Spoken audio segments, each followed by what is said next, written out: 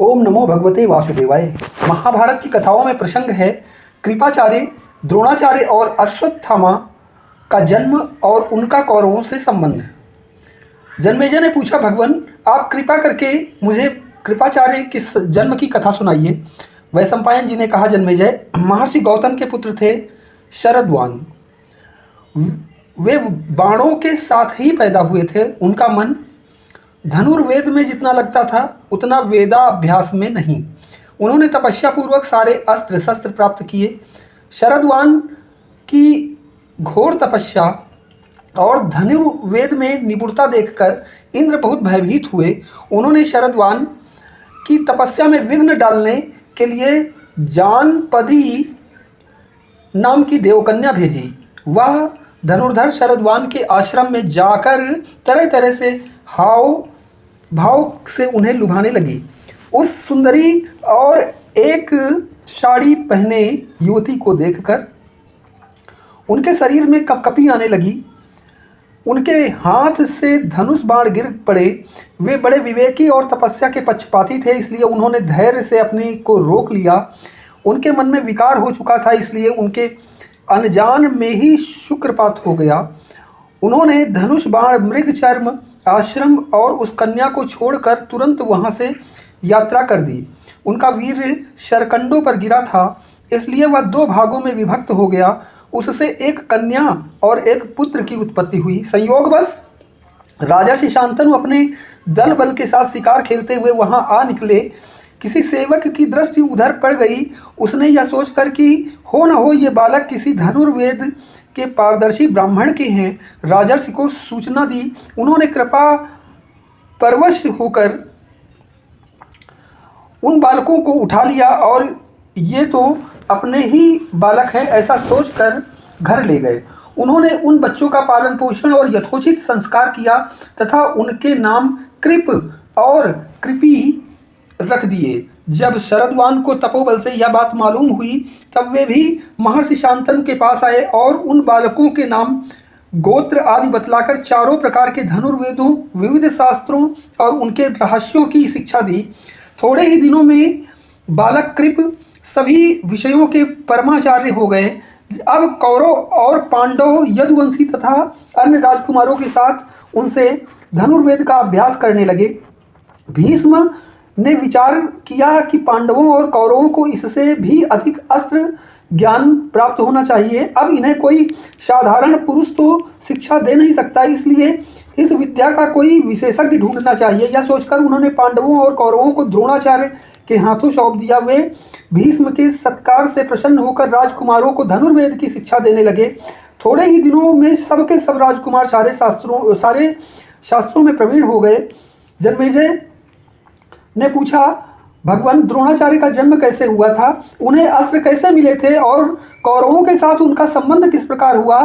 साथ ही यह भी सुनाइए कि श्रेष्ठ अस्त्रवेत्ता अश्वत्थामा का जन्म कैसे हुआ। वैशंपायन जी ने कहा, जन्मेजय पहले युग में गंगा द्वार नामक स्थान पर महर्षि भारद्वाज रहा करते थे। वे बड़े व्रतशील और यशस्वी थे। एक बार वे यज्ञ कर रहे थे। उस दिन सबसे पहले ही वे महर्षियों को साथ लेकर गंगा स्नान करने गए। वहां उन्होंने देखा कि घृताची अप्सरा स्नान करके जल से निकल रही है। उसे देखकर उनके मन में काम वासना जाग उठी। जब उनका वीर स्खलित होने लगा तब उन्होंने उसे द्रोण नामक यज्ञ पात्र में रख दिया। उसी में द्रोण का जन्म हुआ। द्रोण ने सारे वेद और वेदांगों का स्वाध्याय किया। महर्षि भारद्वाज ने पहले ही आग्नेयास्त्र की शिक्षा अग्नि वैश्य को दे दी थी। अपने गुरु भारद्वाज की आज्ञा से अग्निवेश्य ने द्रोण को आग्नेयास्त्र की शिक्षा दी।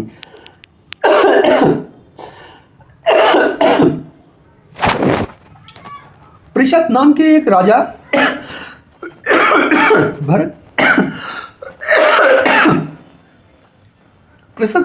राजा भारद्वाज उनके मित्र थे। द्रोण के जन्म के समय ही उनके भी द्रुपद नामक पुत्र पैदा हुआ था। वह भी भारद्वाज आश्रम में आकर द्रोण के साथ ही शिक्षा प्राप्त कर रहा था। द्रोण से उसकी गाढ़ी मैत्री हो गई। पृषद का स्वर्गवास हो जाने पर द्रुपद उत्तर पांचाल देश के राजा हुए।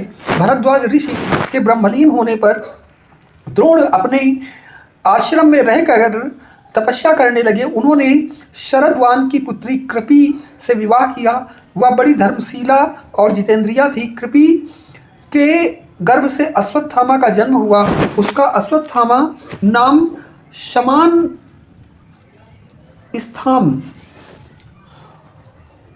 उसका अश्वत्थामा नाम होने का कारण यह था कि उसके जन्मते ही उच्चैःश्रवा अश्व के समान स्थान अर्थात शब्द किया था। उसका अश्वत्थामा नाम होने का कारण यह था कि उसने जन्मते ही उच्चैःश्रवा अश्व के समान स्थान अर्थात शब्द किया था। अश्वत्थामा के जन्म से द्रोणाचार्य को बड़ा हर्ष हुआ। वे वहीं रहकर धनुर्वेद का अभ्यास करने लगे।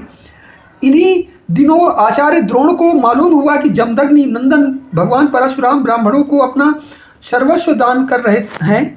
द्रोणाचार्य उनसे धनुर्वेद संबंधी ज्ञान और दिव्य अस्त्रों की जानकारी प्राप्त करने के लिए चल पड़े। अपने शिष्यों के साथ महेंद्राचल पर पहुंचकर उन्होंने परशुराम जी को प्रणाम किया और बतलाया कि मैं महर्षि अंगिरा के गोत्र में भरद्वाज ऋषि के द्वारा बिना योनि संसर्ग के ही पैदा हुआ हूँ। मैं अपने पास कुछ प्राप्त करने के लिए आया हूँ। परशुराम जी ने कहा, मेरे पास जो कुछ धन रत्न था वह मैं ब्राह्मणों को दे चुका। सारी पृथ्वी भी मैंने कश्यप ऋषि को दे दी। अब मेरे पास इस शरीर और अस्त्रों के सिवा और कुछ नहीं है। इससे तुम जो चाहो मांग लो।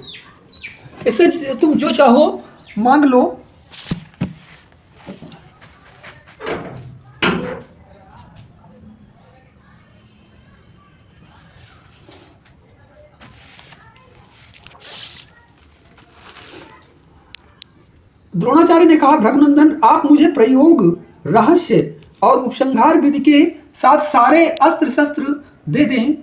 परशुराम जी ने तत्काल तथास्तु कहकर उन्हें सब की शिक्षा दे दी। अस्त्र शस्त्र प्राप्त करके द्रोणाचार्य को बड़ी प्रसन्नता हुई। फिर वे अपने मित्र द्रुपद के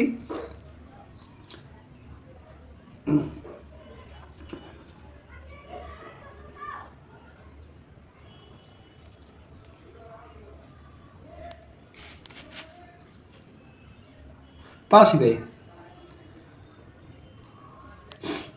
द्रोणाचार्य ने द्रुपद के पास जाकर कहा, राजन, मैं आपका प्रिय सखा द्रोण हूं। आपने मुझे पहचान तो लिया। पांचाल राज द्रुपद द्रोणाचार्य की बात से चिढ़ गए। उन्होंने भौहें टेढ़ी और आंखें लाल करके कहा, ब्राह्मण, तुम्हारी बुद्धि अभी परिपक्व नहीं हुई। भला मुझे अपना मित्र बतलाते समय तुम्हें कुछ हिचकिचाहट नहीं मालूम होती? राजाओं की गरीबों से क्या दोस्ती? यदि कदाचित हो भी जाए तो समय बीतने पर वह भी मिटा जाती है। द्रुपद की बात सुनकर द्रोण क्रोध से कांप उठे। उन्होंने मन ही मन कुछ निश्चय किया और कुरुवंश की राजधानी हस्तिनापुर में आए। वहां आकर उन्होंने कुछ दिनों तक गुप्त रूप से कृपाचार्य के घर निवास किया। एक दिन युधिष्ठिर आदि सभी राजकुमार नगर के बाहर जाकर मैदान में गेंद खेल रहे थे। गेंद अचानक कुएं में गिर पड़ी। राजकुमारों ने उसे निकालने का प्रयत्न तो किया, परंतु किसी प्रकार उन्हें सफलता न मिली। वे कुछ सकुचाकर एक दूसरे का मुंह ताकने लगे। इसी समय उनकी दृष्टि पास ही एक ब्राह्मण पर पड़ी, जिन्होंने अभी अभी नित्य कर्म समाप्त किया था। उनका शरीर दुर्बल और रंग सांवला था। सभी राजकुमार उन्हें घेर कर खड़े हो गए। ब्राह्मण ने राजकुमारों को उदास देखकर मुस्कुराते हुए कहा, राम राम, धिक्कार है तुम्हारे क्षत्रिय बल और अस्त्र कौशल को। तुम लोग कुएं में से एक गेंद नहीं निकाल सकते। देखो, मैं तुम लोगों की गेंद और अपनी यह अंगूठी अभी कुएं में से निकाल देता हूं। तुम लोग मेरे भोजन का प्रबंध कर दो। यह कहकर उन्होंने अपनी अंगूठी कुएं में डाल दी। युधिष्ठिर ने कहा, भगवान, आप कृपाचार्य की अनुमति मिल जाने पर सर्वदा के लिए भोजन पा सकते हो। अब द्रोणाचार्य ने कहा, देखो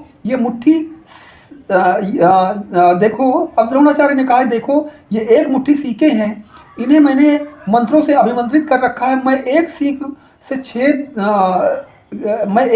सीख से गेंद छेद देता हूं और फिर दूसरी सीखों से एक दूसरे को छेद कर तुम्हारी गेंद खींच लेता हूं। द्रोणाचार्य ने वैसा ही किया। राजकुमारों के आश्चर्य की सीमा न रही। उन्होंने कहा, भगवान, आप अपनी अंगूठी तो निकालिए। द्रोणाचार्य ने बाण का प्रयोग करके बाण सहित अपनी अंगूठी भी निकाल ली। अंगूठी निकली देखकर राजकुमारों ने कहा, आश्चर्य है, आश्चर्य है, हमने तो ऐसी अस्त्र विद्या और कहीं नहीं देखी। आप कृपा करके अपना परिचय दीजिए और बताइए कि हम लोग आपकी क्या सेवा करें। द्रोणाचार्य ने कहा कि तुम लोग यह सब बात भीष्म जी से कहना, वे मेरे रूप और गुण से मुझे पहचान जाएंगे। राजकुमारों ने नगर में लौटकर भीष्म पितामह से सारी बातें कही।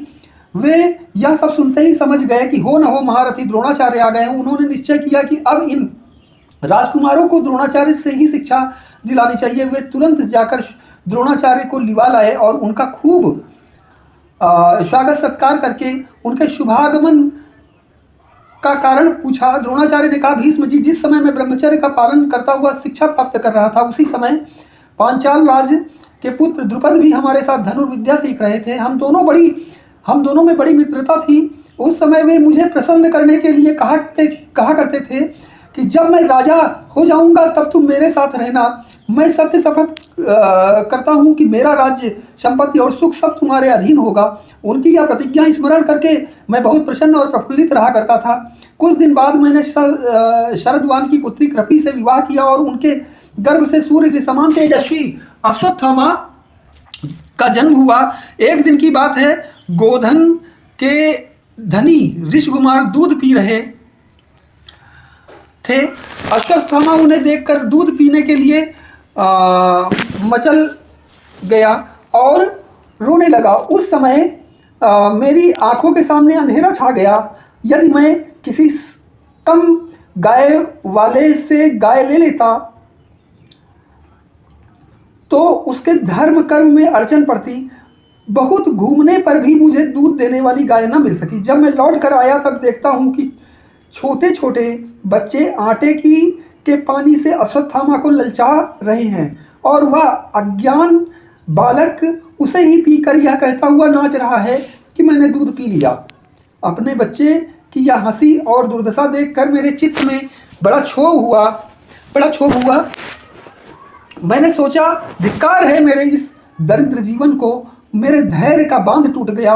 भीष्म जी, जब मैंने सुना कि मेरा प्रिय सखा द्रुपद राजा हो गया है, तब मैं अपनी पत्नी और बच्चे के साथ प्रसन्नतापूर्वक उसकी राजधानी के लिए चल पड़ा। मुझे द्रुपद की प्रतिज्ञा पर विश्वास था, परंतु जब मैं द्रुपद से मिला तब उसने अपरिचित के समान कहा, ब्राह्मण देवता, अभी तुम्हारी बुद्धि कच्ची है और लोक व्यवहार में अनभिज्ञ है। तुमने क्या ही बेधड़क कह दिया कि मैं तुम्हारा सखा हूँ। अरे भाई, जो मिलते हैं वे बिछुड़ते हैं। उस समय हम तुम दोनों समान थे, इसलिए मित्रता थी। अब मैं धनी हूँ, तुम निर्धन हो, मित्रता का दावा बिल्कुल व्यर्थ है। तुम कहते हो कि मैंने राज्य देने की प्रतिज्ञा की थी, उसका मुझे तो कुछ भी स्मरण नहीं है। तुम चाहो तो एक दिन अच्छी तरह इच्छानुसार भोजन कर लो। वहाँ से चलते समय मैंने एक प्रतिज्ञा की है। द्रुपद के तिरस्कार से मेरा कलेजा जल रहा है। मैं अपनी प्रतिज्ञा शीघ्र ही पूर्ण करूंगा। आप मुझसे क्या चाहते हैं? मैं आपकी क्या सेवा करूं? भीष्म पितामह जी ने कहा, अब आप अपने धनुष से डोरी उतार दीजिए और यहाँ रहकर राजकुमारों को धनुर्वेद और उसकी अस्त्र की शिक्षा दीजिए। कौरवों का धन, वैभव और राज्य आपका ही है। हम सब आपके आज्ञाकारी सेवक हैं। आपका शुभागमन ही हमारे लिए अहोभाग्य है। ओम नमो भगवते वासुदेवाय।